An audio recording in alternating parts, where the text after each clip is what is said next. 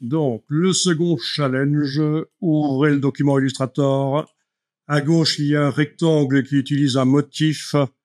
En bas à droite, c'est une image pixel de ce qu'il faut obtenir à peu près. Je me souviens même plus de ce challenge. Je vais me replonger maintenant dedans.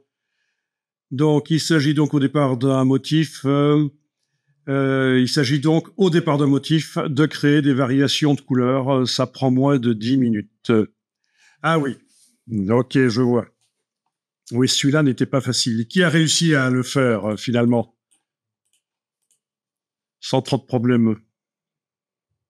Ok.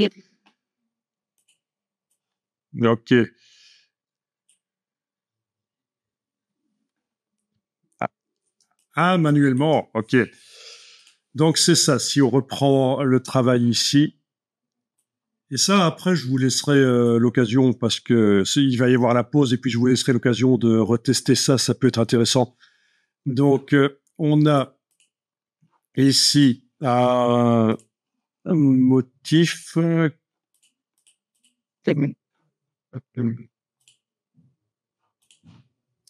Ouais, c'est bien ça. On a un motif. Ok, c'est bien ça. C'est bien le motif fonctionnel qui est là à gauche. Ensuite, là,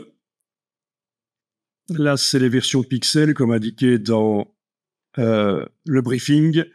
Donc, au départ du motif qui est à gauche, vous devez obtenir des variantes comme ça. Comment faire? Donc, que je me replonge là-dedans. Je vais peut-être faire ça sur un plan de travail ici, sur le côté, un nouveau plan de travail. Voilà. Donc, moi, ce que je ferai, c'est récupérer le motif du nuancier. Donc là, j'ai cliqué à côté de tout, rien n'est sélectionné. Je vais aller chercher le motif dans le nuancier, le déplacer. Voilà. OK.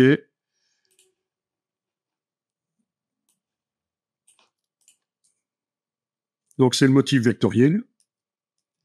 Et alors, je vais aller dans la palette des calques. Ce sera peut-être plus simple de travailler sur un nouveau calque et d'envoyer ça sur un nouveau calque pour qu'il soit vraiment le seul sur un nouveau calque, en fait. Donc voilà un nouveau calque, voilà ce que je viens de déplacer du nuancier, je le transfère sur le calque. Je vais verrouiller les calques d'avant, voilà. Donc je travaille sur celui-là. Donc on a un groupe et tout en bas du groupe, il y a beaucoup de tracés. Tout en bas du groupe, mais pas dans ce cas-ci. Ça c'est plutôt ennuyeux. Il m'a pas fait le rectangle caractéristique des motifs. Normalement, en dessous d'un motif, on a un rectangle sans contour et sans fond qui est tout en bas et qui sert au recadrage. Et là, il ne l'a pas mis quand j'ai déplacé. Bon, c'est pas grave, ça va aller, on va s'en sortir.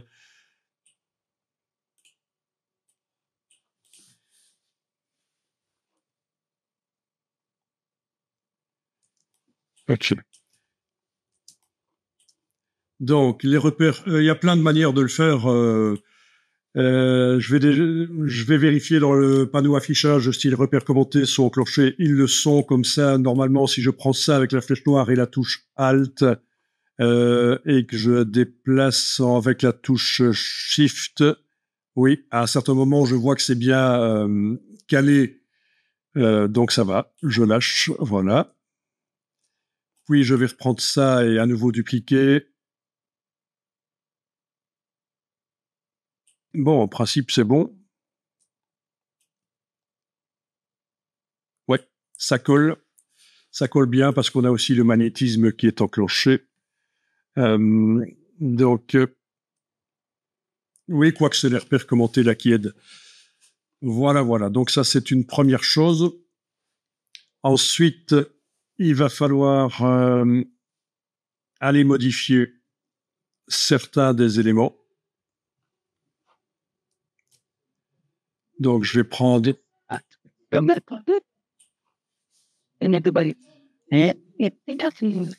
Oui, oui, c'est possible. Si je sélectionne par exemple la flèche blanche plus, puisque j'ai affaire à un groupe, je dois le faire avec la flèche blanche plus. Cette couleur de fond, il y a l'ancienne méthode qui existe depuis des dizaines d'années, sélection identique couleur de fond. Voilà. Et donc toutes les couleurs identiques dans le calque sont sélectionnées, les autres calques sont verrouillés, c'est pour ça que ça ne sélectionne pas dedans. Mais ça va pas nous aider vraiment parce qu'il y a quand même une partie des montgolfières qui doivent rester telles quelles en fait. Hein. Donc il y a la baguette magique qui pourrait aider parce que quand on double-clique sur elle, vous avez déjà testé la baguette magique de Illustrator? Oui, donc c'est la même chose que ce que je viens de montrer, mais un peu plus évolué, donc avec une tolérance pour pouvoir sélectionner des couleurs qui sont pas tout à fait identiques, mais qui sont quand même très similaires. Quoi. C'est pratique quand on travaille sur un truc généré par IA, parce qu'il a tendance à faire des couleurs qui ont l'air d'être même identiques quand on regarde l'illustration, mais en réalité elles sont pas au pile poil au chiffre près les mêmes couleurs RVB ou CMJN. Donc la baguette magique dans ce cas-là est plus utile que l'ancienne méthode sélection identique couleur de fond. Bon, donc réfléchissons à ça. Écoutez, je pense que pour obtenir ce qu'on veut obtenir, il va falloir modifier ces 4 montgolfières-là, à mon avis. Hein. Voilà. Vous me dites si je me trompe, hein, mais il me semble qu'en modifiant celle-là, on obtiendra quelque chose. On pourrait même... oui. Ok, allez, on va faire ça. Clic, majuscule, clic. Si vous voyez une autre méthode pour sélectionner plus rapidement, vous me le dites. Voilà, celle-là. Puis je vais m'attaquer peut-être à celle-là.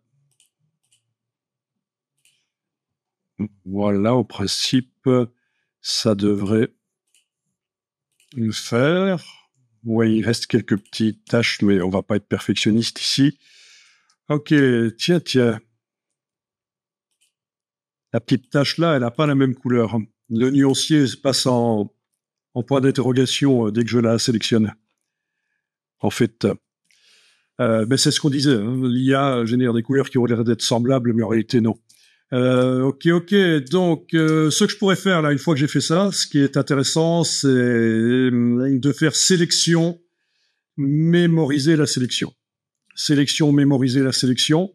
Comme ça, si je dois resélectionner ça, je devrais pas à nouveau, avec clic, majuscule clic, recliquer sur toutes les formes. Ok, je vais appeler ça première sélection. Voilà. Ok.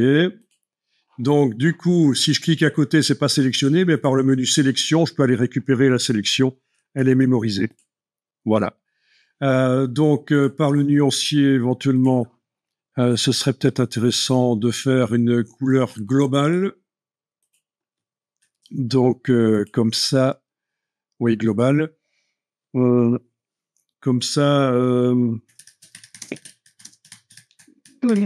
je pourrais même modifier la couleur sans devoir resélectionner, puisqu'il y aura un lien entre la couleur du nuancier et les objets. Ok. Donc, voyons ça. Ok, on va faire comme ça. Voilà. Donc, la couleur globale, elle est là, oui. Ok. Bon, maintenant que j'y suis, je vais aussi modifier les autres.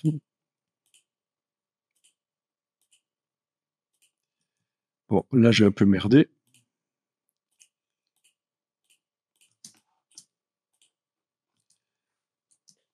Ok.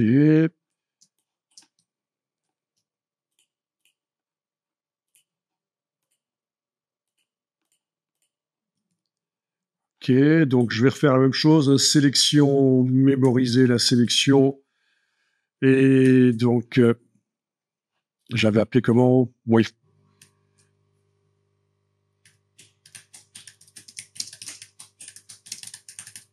Ah. Ok. Comme ça, j'ai mes 2 sélections. C'est sympa, c'est facile.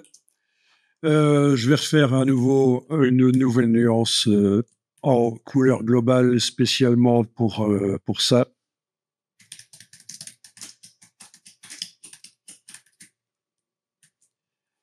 Ok.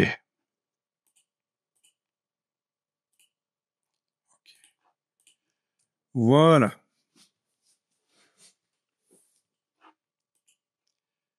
Ok. Donc, comme ça m'a demandé du temps, je vais quand même sauvegarder ça, on ne sait jamais. Voilà. Ok, c'est là que, en principe, je devrais normalement sélectionner tout ça et le déplacer dans la palette nuancier, voilà, et tester pour voir ce que ça donne quand j'utilise sur une forme.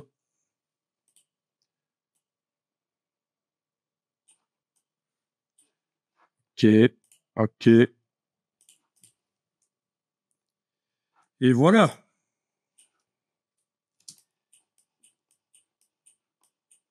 Donc ça me paraît être assez intéressant quand même, cette technique au départ d'un motif, pouvoir dans le motif faire des variations comme ça. Il y a peut-être d'autres méthodes, certainement, mais celle-ci fonctionne. Donc ce qui serait intéressant, c'est que vous revoyez comment on fait ça. Au niveau de la démo, ça va? Vous pensez que vous saurez refaire ça ou vous avez besoin de que je vous envoie la vidéo? Je pense pas, ça devrait aller. Hein. Ouais. Ah, ok. Essayez éventuellement au départ d'un motif avec un sujet, donc que vous générez par IA éventuellement, si vous voulez. Vous voyez comment on génère les motifs par IA dans Illustrator? Ah, ok. Donc, c'est vrai qu'en plus ça a changé. Donc, voyons un peu ça. Fenêtre, si je me souviens bien, parce que ça a tellement changé. Fenêtre, si vous êtes dans la dernière version d'Illustrator, fenêtre option de motif, la dernière ou à peu près la dernière. Voilà, et puis vous avez ici générer des motifs en version bêta. Ok, donc on a le panneau ici qui arrive et vous allez pouvoir dire ce que vous voulez. Ok, on génère.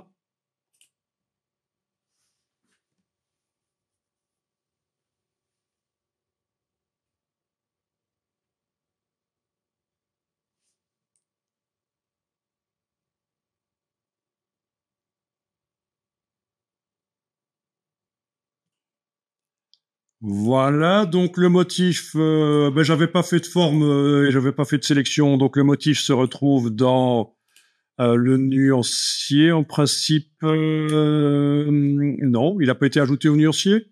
Ah bon, ils sont là en fait. Ah oui, ok, ok, il faut que je l'utilise. Non, il se retrouve pas dans le nuancier, il faut que je le mette sur une forme. Euh, ok, voilà. Ah mais non, ils sont là en bas. Oui, oui, ils les avaient mis d'office. Ici, ils étaient là, je les voyais pas. Ils étaient là dans un groupe en fait, d'office, avant même que je les utilise sur une forme. Et donc voilà les bestioles qui m'a généré. Voilà donc la génération de motifs dans par IA dans Illustrator. Euh, voilà, voilà. Oui, alors j'ai juste moi tapé le prompt ici, mais j'aurais pu définir des couleurs limitées à certaines couleurs. Voilà, voire même le nombre de couleurs maximum, voire même ajouter des couleurs que je veux dans le motif. Ça, c'est une possibilité. Ceci, c'est quoi encore? Ah oui, les effets, ok. Et ça, c'est tous les paramètres.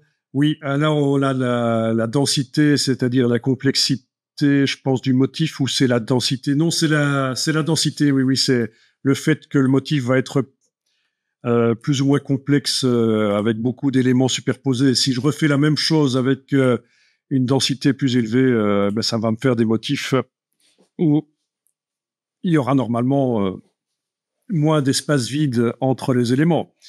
Donc ça, c'est quand même pas mal du tout, ce genre de choses dans Illustrator. Personne n'avait jamais testé ou vous aviez déjà eu l'occasion? Ah oui. OK. Donc, par rapport aux premiers, oui, par rapport aux premiers qui sont là, les deuxièmes, il y a plus de densité. En fait, oui. Je pense que, malheureusement, il n'y a pas vraiment plus à dire ici. Je ne vois pas la possibilité de prendre une image de référence. Il y a peut-être possibilité, mais là, je ne vois pas la possibilité, comme quand on génère de l'IA par objet, générer des vecteurs, prendre une image de référence. Apparemment, non. OK. Il y a des consignes d'utilisation.